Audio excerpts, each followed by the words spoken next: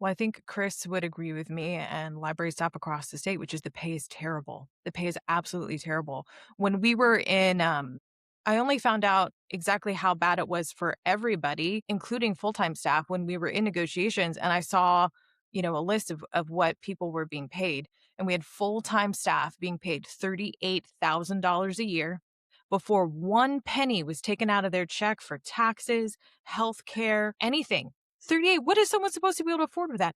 But the reason why that still remained is because there were a lot of people in influential decision-making positions who thought that that was fine, and they wanted to keep that way. So, I have a full-time colleague who also worked part-time because she couldn't financially afford to do anything different. Like, Chris, how many people do we know who working at the library system? First of all, the part-timers have to have a second job, you know, unless to unless they're able to cover their bills and expenses some other way, right? They have to have a second or third job. But we also have full-time staff who have to work one or two more jobs. So there was that. I mean, I the list is long, but also what Chris was saying about how, they would hire 4 part-time staffers instead of 2 full-time ones.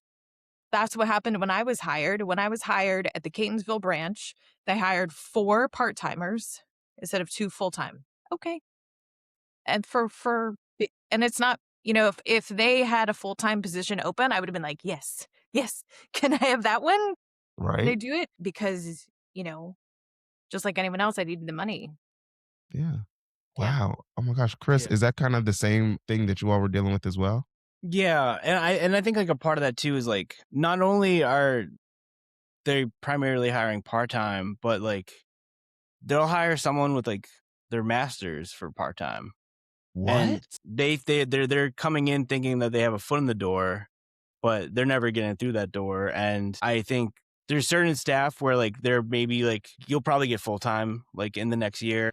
Like we support your journey towards that. But then other staff, it's like we hire you for part time. Like you're being too pushy, wanting to support yourself. And like I think these overqualified staff that want to, pay their rent, like it's held against them that they are seeking full time. And just the number of people like externally that we hire that are overqualified that are now blocking people that were like trying to work their way up. It just has created like a lot of disappointing and like sad like experiences for like a lot of people. Wow. And I mean, kind of piggybacking off of what both of you all are saying, that is, I mean, Nicole, that is insane. You're talking about $38,000 for a full-time employee. And normally when people think of like going to work for the government, because to a lot of people, what you all like working for the public library is technically work for the government.